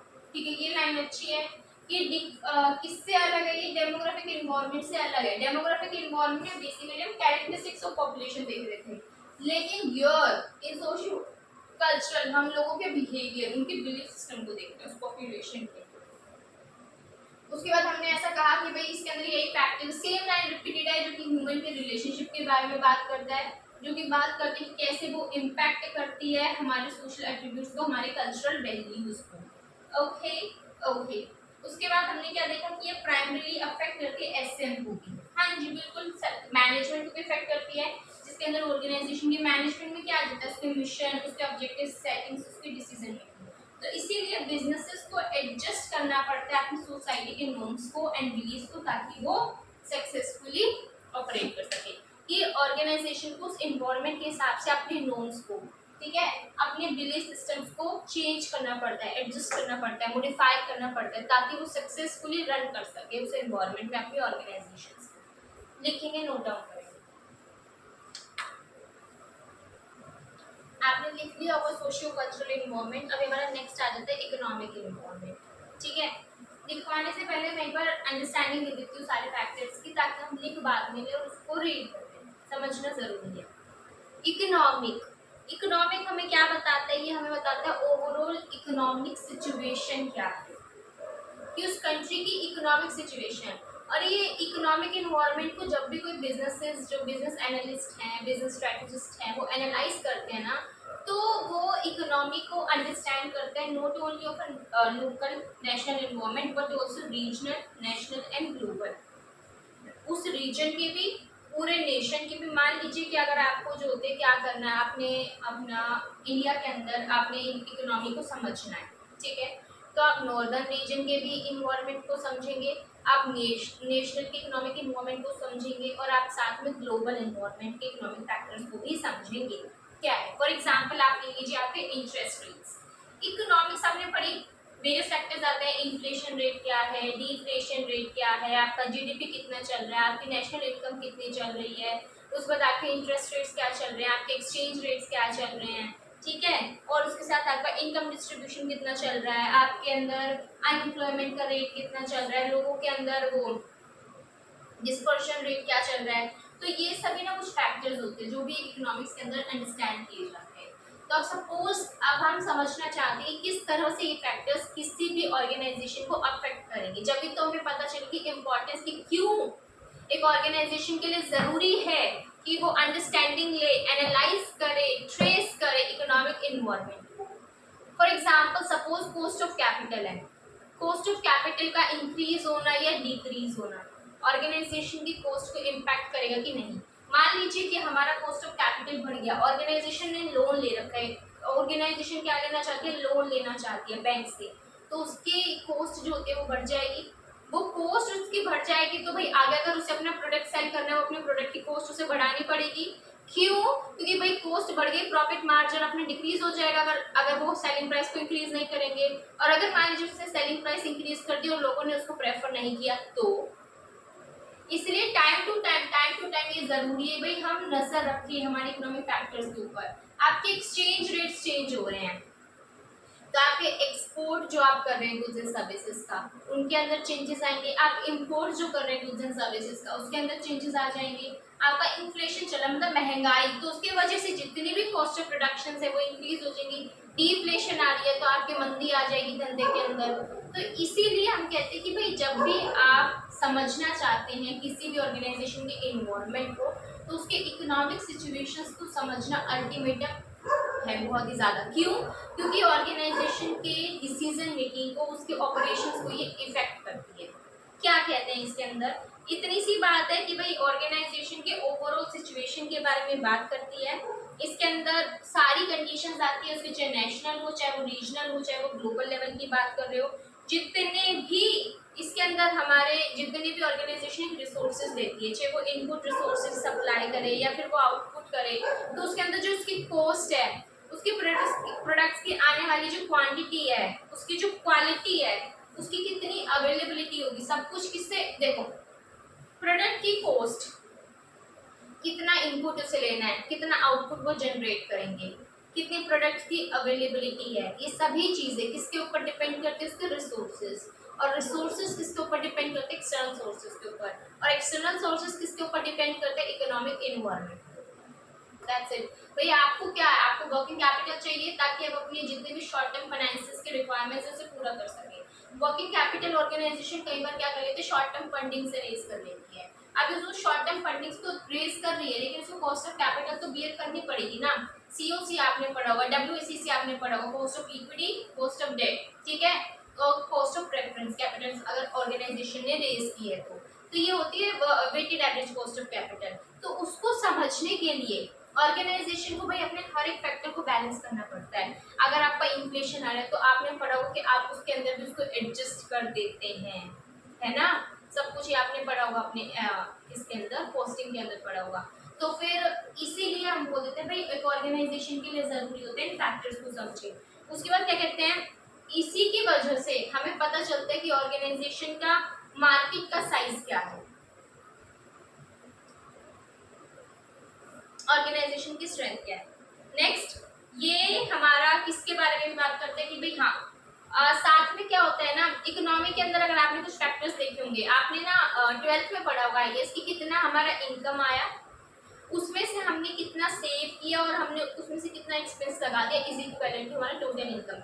कि जितना हमने एक्सपेंस लगा दिया वेरियस फैक्टर्स के ऊपर प्लस हमारी जितनी भी सेविंग्स हुई वो उसको अगर जोड़ कर देते तो हमारा टोटल इनकम आ जाता है। और टोटल इनकम को हम खर्च करेंगे तो अगर मान लीजिए लोगों की इनकम ज़्यादा ज़्यादा हो रही है, तो उनकी खर्चने की कैपेसिटी, मतलब हमने देखो एक चीज़ पढ़ी थी कि ऑर्गेनाइज सबसे पहले ना इंसान क्या चाहता है कि वो अपने खर्चे को बढ़ाए ताकि वो अपनी नेसेसिटीज़ को पूरा कर सके, फिर थोड़ा सा वो लग्जरीज के पास जाता है।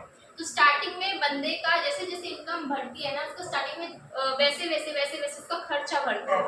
अभी बिजनेसेस के लिए इस चीज़ को समझना ज़रूरी क्यों है, क्योंकि वो देखेंगे भाई अभी इस लोगों के इनकम बढ़ रही है, मतलब उनके खर्चे बढ़ेंगे, मतलब कि हमारे प्रोडक्ट की डिमांड रेज होगी।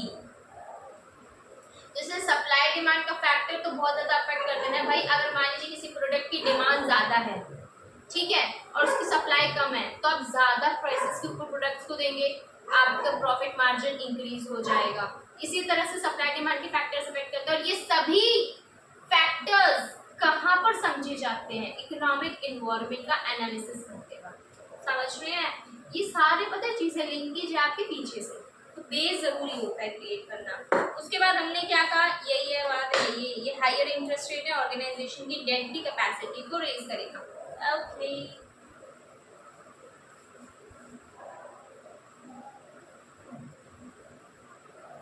एक्सचेंज रेट, ग्रोथ रेट कितना चल रहा है, डिस्पोजेबल इनकम कितना है, मार्केट रेट, अनएम्प्लॉयमेंट कितनी बढ़ रही है भाई कंट्री के अंदर, क्योंकि भाई अनएम्प्लॉयमेंट भी ना किसी भी ऑर्गेनाइजेशन को गिरा सकता है। जितनी ज़्यादा बेरोजगारी बढ़ेगी, मतलब कि इस कंडीशन जो है, इकोनॉमिक कंडीशन इस कंट्री की बेकार है, काटिया। तो इसलिए उन फैक्टर्स को समझना पड़ता है। एक ऑर्गेनाइजेशन के लिए इतना आसान नहीं होता है किसी भी प्रोडक्ट को लाना, किसी भी कंट्री के अंदर एंटर करना, सारे इन्वायरमेंट को समझा। देखो हमने क्या कहा कि भाई आपको इन्वायरमेंट समझना है, इन्वायरमेंट को समझना मतलब ऐसे समझना नहीं, बहुत चीज़ें हैं। इंटरनल इन्वायरमेंट को समझो, एक्सटर्नल को समझ रहे हो तो पहले माइक्रो को समझो, फिर मैक्रो को समझो। मैक्रो को कैसे समझे? हमने डेमोग्राफिक इन्वायरमेंट के थ्रू उस चीज़ को हमने कवर किया, हमने समझा कि हाँ ये चीज पॉइंट्स हमारे फेवर में, ये पॉइंट्स हमारे अगेंस्ट में है। फिर हम आगे गए, हमने सोशियो कल्चरल को समझा, हमने पढ़ा कि इनके ये वैल्यूज ये बिलीफ सिस्टम चलते हैं। फिर हम आगे गए, हमने देखा ओ इकोनॉमिक फैक्टर्स भी है, इसको समझना भी जरूरी है। आगे हम गए लॉज के रेगुलेशन, क्या आ जाते हैं हमारे लॉज के regulation, political and legal environment. ठीक है, तो सबसे पहले अगर आप अंडरस्टैंडिंग ले about the political environment, political environment में क्या आता है? पॉलिटिक्स। क्या आता है?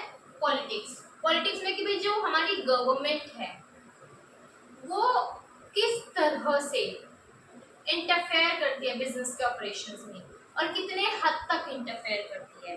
देखिए जो हमारी जो गवर्नमेंट है ना, वो सबसे पहली बात तो वो बहुत ही ज़्यादा अनस्टेबल अगर है तो लोगों के ऊपर इम्पैक्ट आएगा उस चीज़ का। एक सेकेंड में वो निकाल दूँ, छोटा सा चार्ट था मेरे पास। हाँ देखो क्या कहते हैं कि किस तरह से और किस एक्सटेंट तक गवर्नमेंट जो होती है वो इम्पैक्ट करती है आपकी ऑर्गेनाइजेशन की एक्टिविटीज को। ये चीज़ भी बहुत ज़्यादा मेजर रोल प्ले करती है आपके क्या डिसीजन लेने में, बिजनेस डिसीजन लेने में। जैसे कि हमारी जो गवर्नमेंट है ना वो ज़्यादा से ज़्यादा प्रमोट करती है हेल्थ को, एजुकेशन को, इंफ्रास्ट्रक्चर एक्टिविटीज़ को, क्योंकि इन सभी चीज़ों से कंट्री क्या करती है, डेवलप करती है। तो गवर्नमेंट का ज़्यादा ध्यान क्या होता है, गवर्नमेंट उसी को लेकर सब्सिडीज देती है। ठीक है, और तो क्यों देती है? क्योंकि गवर्नमेंट चाहती है कि भाई ज़्यादा से ज़्यादा हमारा इनोवेशन आए एजुकेशन सेक्टर के अंदर, हेल्थ सेक्टर के अंदर, इंफ्रास्ट्रक्चर के अंदर, तो वहाँ पर गवर्नमेंट सपोर्ट करती है। तो वहाँ पर हम बोलते हैं कि पॉजिटिव हमारा जो पॉलिटिकल इन्वायरमेंट का जो एट्रीब्यूट है, जो एटीट्यूड है वो पॉजिटिव है। ठीक है, तो कितने हद तक एक गवर्नमेंट का, पॉलिटिक्स गवर्नमेंट का आपके ऊपर इंटरफेरेंस है और वो किस तरह से इंटरफेयर करते हैं, ये भी बहुत ज़्यादा क्रूशियल रोल प्ले करता है। तो ये ज़रूरी हो जाता है भाई बिजनेसेस के लिए कि वो नज़र रखें कि इस कंट्री के अंदर, इस कंट्री के अंदर गवर्नमेंट के हाथ में कितनी पावर है इन सेक्टर्स को रन करने की, और किस तरह से वो बार बार हमें दिक्कत परेशानी करेंगे।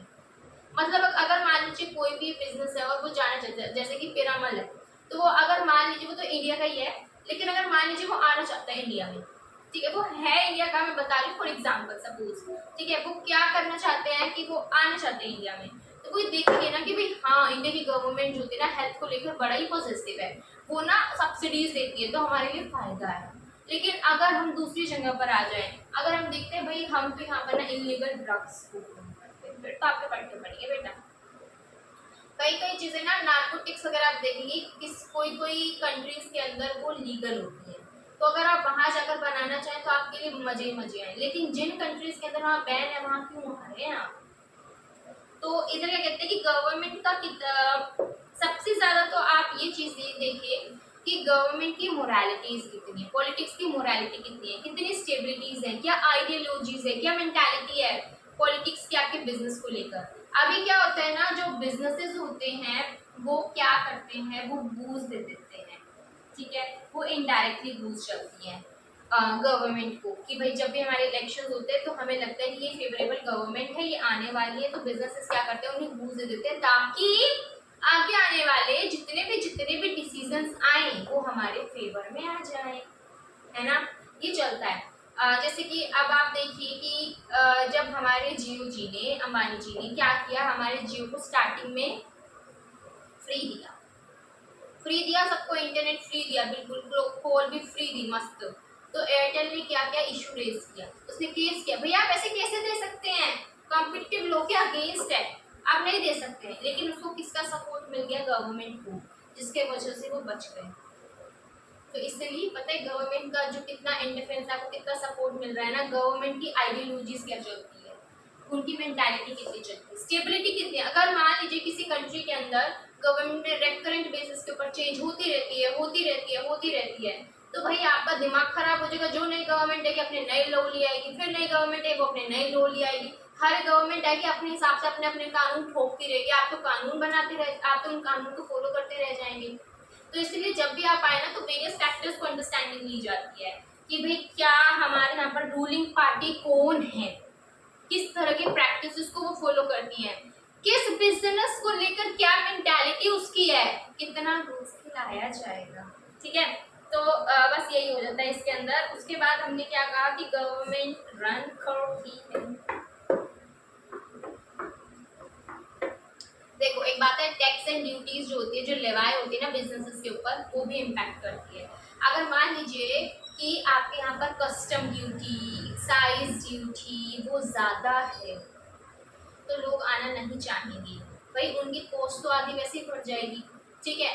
अगर मान लीजिए कोई भी बिजनेस आपके यहाँ पर आता है और उसके अंदर टैक्स स्ट्रक्चर बहुत कॉम्प्लेक्स है, वो समझ ही नहीं पा रहा है क्या कहना क्या चाहते हो, उस चीज़ की अंडरस्टैंडिंग नहीं ले पा रहा है, तो वो उस कॉम्प्लेक्स स्ट्रक्चर के अंदर नहीं आएगा, क्योंकि भाई उसकी आधी कॉस्ट तो इन चीज़ों को समझने में चली जाएगी, तो वो क्यों आना चाहेगा इधर, ठीक है।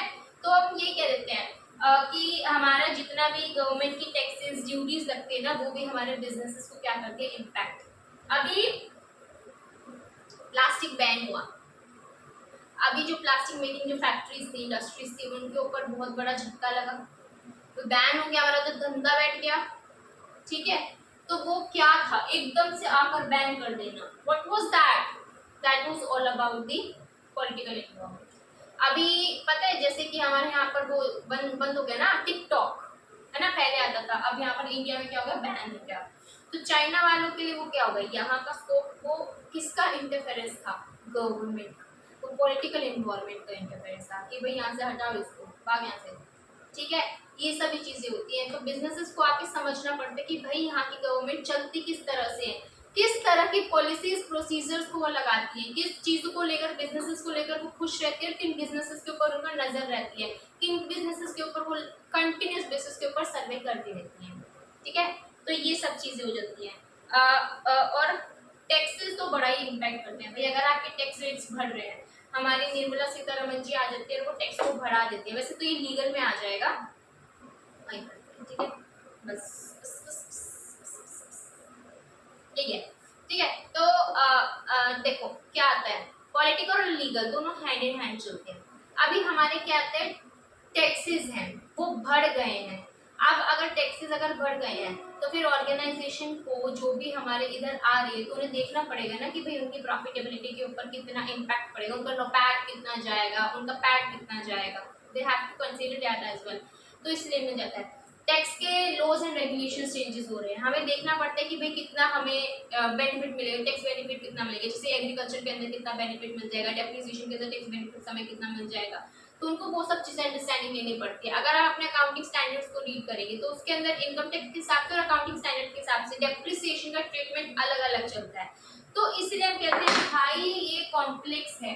अगर आपको लगता है कि आपका जो टैक्स स्ट्रक्चर है वो बड़ा ही कॉम्प्लेक्स है तो कोई बिजनेस आना ही नहीं चाहेगा, भाई वो क्यों घुसना चाहेगा इतनी बड़ी बड़ी कंप्लायंसेस के अंदर, इसलिए बोल देते हैं। अगर हम बात करते हैं about the legal environment, laws and regulations किस तरह के हैं, अगर किसी भी कंट्री के अंदर आपके लॉज एंड रेगुलेशंस ऐसे हैं जो कि साउंड लीगल सिस्टम है, मतलब बहुत अच्छा सिस्टम है, आपके बहुत अच्छे अच्छे लॉज रेगुलेशंस बनाए हुए हैं कंज्यूमर के प्रिवेंशन को लेकर, उसके राइट्स के प्रिवेंशन को लेकर, कॉम्पिटिटिव लॉज एंड रेगुलेशंस आपके बड़े ही अच्छे हैं, कंपनीज लॉज आपके बहुत अच्छे हैं, फॉरेन एक्सचेंज के लॉज अच्छे हैं, प्रॉपर्टी के लॉज एंड रेगुलेशंस आपके अच्छे हैं। लेकिन अगर आपको लगता है कि भाई हमारे यहाँ किसी भी कंपनी का जैसे रजिस्ट्रेशन हमें करना है, ठीक है, तो उसके अंदर ना आपको 10 तरह की तो फॉर्मेलिटीज फॉलो करनी पड़ती है, तब जाके कंपनी इनकॉर्पोरेट होती है। आपने देखा होगा कि अपॉइंटमेंट ऑफ डायरेक्टर्स है, उसको इतने सारे लॉज एंड रेगुलेशंस हमें फॉलो करने पड़ते हैं, फिर हमारे पास आरओसी की रिपोर्टिंग जाती है, फिर वहां से अप्रूवल आती है, फिर उसके बाद आप मीटिंग के अंदर हम अपॉइंटमेंट करते हैं।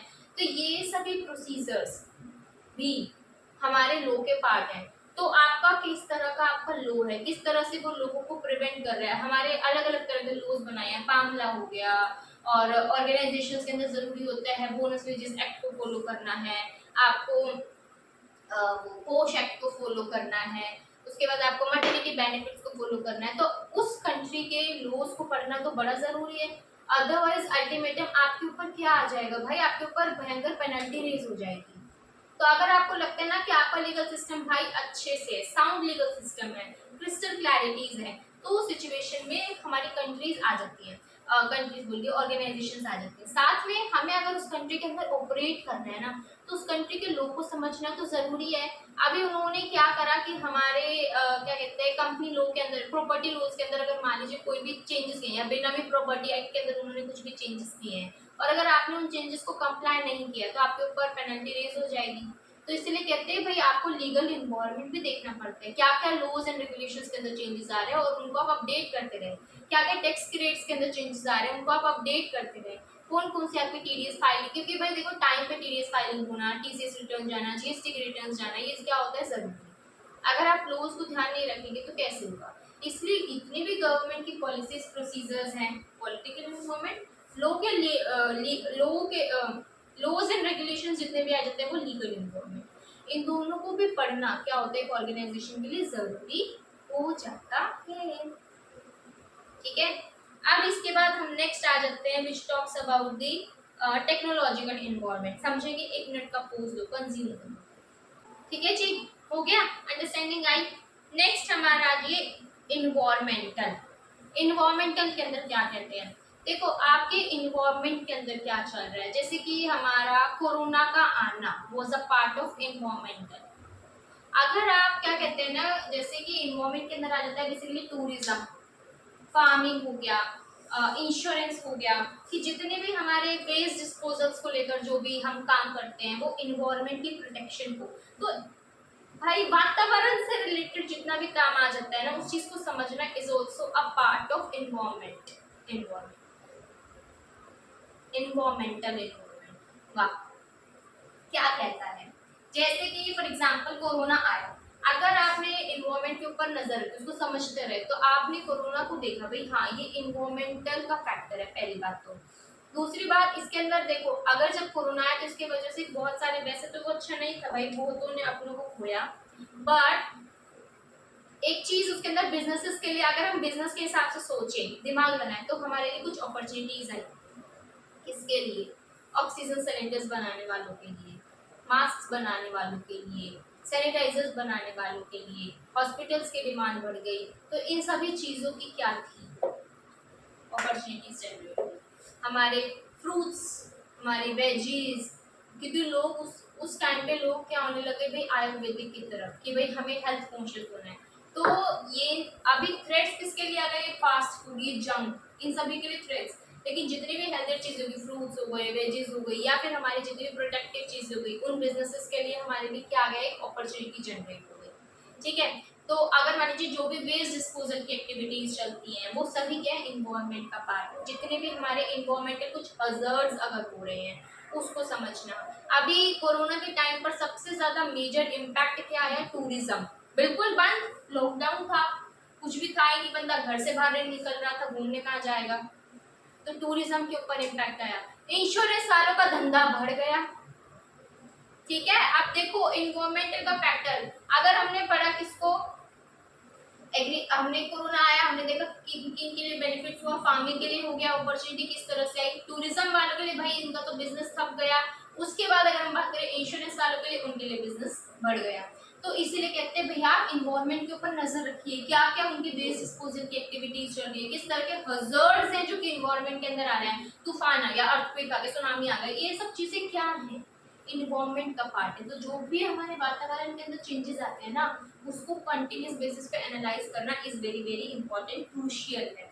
इन्वायरमेंट से रिलेटेड अगर कुछ चल रहे हैं लेजिस्लेशन, आपके फॉरेस्ट्री से रिलेटेड कुछ रेगुलेशन चल रहे हैं, अभी क्या कहते हैं कि भाई जो वेस्ट डिस्पोजल है, ऑर्गेनाइजेशंस, गवर्नमेंट कहते हैं कि भाई इस तरह की एक्टिविटीज को आपको फॉलो करना है, आप ऐसे ही बहा नहीं सकते रिवर्स के अंदर, आपको प्रॉपर क्लीनिंग का करना है, या फिर हम पेट्रोल वगैरह निकालते हैं अंडरग्राउंड से, सीज के अंदर, सीज बेड्स के अंदर से, तो वो कहते हैं कि प्रॉपर भाई उसको भरो, उसको फिल करो, ये आपकी एक्टिविटीज हैं। तो ये सभी क्या होता है, हमारे इन्वायरमेंट का पार्ट होता है। तो corona is a best example अगर आप इसको समझना चाहें तो। और पता है, देखो वो नोटबंदी हुई थी, demonetisation was a part of political environment. ठीक है, तो इस तरह से कह देते हैं भाई आप अलर्ट रहो, गवर्नमेंट के ऊपर ध्यान रखो, या फिर इन्वायरमेंट को भी एनालाइज करते रहो, was a part of environmental analysis. अभी हमारा लास्ट एलिमेंट बचता है, that is the technological environment and which is the ultimate crucial environment element. क्या कहता है ये, देखो आपके लिए ना ये बहुत ज्यादा जरूरी हो जाता है कि आप अपनी टेक्नोलॉजिकल इन्वायरमेंट के ऊपर ध्यान रखें, क्योंकि टेक्नोलॉजिकल इन्वायरमेंट ना किसी के लिए तो अपॉर्चुनिटी है और किसी के लिए थ्रेट है। जैसे कि अगर मैं आपको बता देती हूँ, आज के टाइम पर टेक्नोलॉजी के ऊपर इन्वायरमेंट का एनालिसिस करना इज वेरी वेरी इंपॉर्टेंट, क्योंकि हमारे यहाँ टेक्नोलॉजी के अंदर अपग्रेडेशन चलती रहती हैं। और जिस तरह से टेक्नोलॉजी के इन्वायरमेंट के अंदर चेंजेस आते हैं, अपग्रेडेशन आते हैं, ये जरूरी होता है आपके लिए कि आप भी अडेप्ट करें। जैसे कि हमारे नोकिया जी ने, उस नोकिया जी अपने टाइम पर सबसे पहले क्या थे, मोनोपोली क्रिएट किए हुए थे, कभी कभी की हुई थी उन्होंने मोनोपोली। लेकिन जैसे जैसे चेंजेस आए, भाई एंड्रॉइड का जमाना है, लोगों ने टच फोन को लेना स्टार्ट कर दिया, लेकिन वो अटके हुए थे कीपैड पे। उनको लगा नहीं, लोग तो इसी को प्रेफर करेंगे, बट उनका दिमाग नहीं बैठा कि भाई लोग किसकी तरफ जाते हैं, नए की तरफ। अगर उन्हें लगता है कि भाई हाँ हमें ज्यादा बेटर फैसिलिटीज अगर मिल रही है तो वो उसकी तरफ जाते हैं। इसी तरह से हमारे कोडैक का हो गया। तो अगर आप अपने अंदर चेंजेस नहीं लाएंगे, इन्वायरमेंट को देखते हुए, टेक्नोलॉजी को देखते हुए, आप टेक्नोलॉजी के अपग्रेडेशन, अगर आज आपका फोन, आपका सिस्टम भी अपडेट मांगता है, तो वो अपडेट क्या मांगता है, भाई आप अपने सिस्टम को अपडेट कर लीजिए, अदरवाइज आप आउटडेटेड हो जाएंगे। और अगर आप आउटडेटेड टेक्नोलॉजी को यूज करते रहेंगे ना, तो आपकी कॉस्ट भी बढ़ेगी और लोग आपको प्रेफर नहीं करेंगे। बेस्ट एग्जांपल नोकिया प्रोडक्ट है गाइस आपके पास। ठीक है, तो इसलिए कहते हैं कि भाई हमारा टेक्नोलॉजी जो है ना, किसी के लिए तो अपॉर्चुनिटीज क्रिएट कर देता है, किसी के लिए थ्रेट्स क्रिएट कर देता है। जैसे कि आज के टाइम पे एआई का आना, आर्टिफिशियल इंटेलिजेंस का आना हमारे, और उसके बाद हम कह देते हैं रोबोटिक्स का आना, मशीन लर्निंग का आना, ये ह्यूमन रिसोर्स के लिए क्या है, बहुत बिगेस्ट थ्रेट है। कि भाई अगर मान लीजिए रोबोट्स है, वो सारा काम कर देते हैं। जैसे कि हमारे वहाँ पर क्या कहते थे, कुछ कुछ कार्स को बनाने के लिए रोबोट्स हैं, वही बनाते हैं कार्स की मैन्युफैक्चरिंग में। तो फिर भाई वहाँ पर जो एम्प्लॉयमेंट थी उसके ऊपर बिगेस्ट थ्रेट आ जाएगा, लोगों की नौकरी चली जाएगी भाई, थ्रेट है उनके लिए। लेकिन अगर वहीं पे हम दूसरी तरफ अगर अपॉर्चुनिटीज को देखें, भाई टेक्नोलॉजी के अंदर आने की वजह से लोगों की कॉस्ट कम हो गई है। ठीक है, उसके बाद हमारा टाइम श्रिंक हो गया है, हमारी इफेक्टिवनेस बढ़ गई है बिजनेस की, हम अपने बिजनेसेस को ज्यादा, हम अपने रिसोर्सेज को ऑप्टिमली यूटिलाइज करते हैं, वेस्टेज कम हो गई है। जितनी बेटर टेक्नोलॉजी होगी, जितनी अपग्रेडेशन हम करेंगे, उतना वेस्टेज कम होगा। तो अगर आप टेक्नोलॉजिकल इन्वायरमेंट पे नजर रखेंगे ना, आप देखेंगे कि हाँ हाँ हाँ हाँ ये चेंजेस आ रहे हैं। पहली बात हो जाती है अपने फंड्स को मैनेज करना। आपके पास फंड्स की अवेलेबिलिटी होगी तो आप उस टेक्नोलॉजी को अडॉप्ट कर पाएंगे, अदरवाइज नहीं कर पाएंगे। आज एप्पल सबसे यूनिक क्यों है?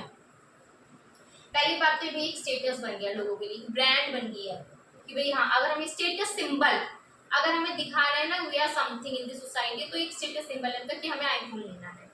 और वो किस लिए जाना जाता है? क्योंकि अपनी इनोवेशंस की वजह से, बिकॉज वो बहुत डिफरेंट इनोवेशंस करता है as compare to the androids. तो क्यों वो आज आगे है as compare to the other, as compare to the other companies in that same industry? Automobile industry के अंदर हमारा एप्पल ही आगे क्यों है? क्योंकि वो इनोवेशन करता है, वो चेंजेस करता रहता है। हर साल वो अपने सितंबर में लॉन्च कर देता है नया, ठीक है? तो वो क्यों? क्योंकि वो हर साल क्या करते हैं, चेंजेस करते हैं, नए नए इनोवेशंस लाना, नई नई टेक्नोलॉजी को घुसाना, अच्छे अच्छे फीचर्स को लाना, लोग उसकी तरफ ज्यादा जाते हैं, ठीक है? तो इसलिए हम बोलते हैं कि भाई टेक्नोलॉजी ना आपके लिए थ्रेड का भी काम करती है, आपके लिए अपॉर्चुनिटीज का काम भी करती है। और जिस तरह से टेक्नोलॉजी के अंदर चेंजेस आते हैं, आपको उस तरह से अपने अंदर चेंजेस करने पड़ते हैं। That's it. तो बस यही बात कर रहा था, इसके अंदर पोस्ट की हो गई। इसलिए भाई जरूरी होता है कि अपनी जितनी भी पुरानी टेक्नोलॉजी है उसे रिप्लेस कर दें with the new one, so that कि आप भी आउट परफॉर्म कर सके इस इंडस्ट्री के अंदर। यहाँ हमारे कंप्लीट हो जाते हैं सारे के सारे एलिमेंट्स किसके, पेस्टल के। आई जस्ट होप कि आपको अच्छे से अंडरस्टैंडिंग आ गई होगी।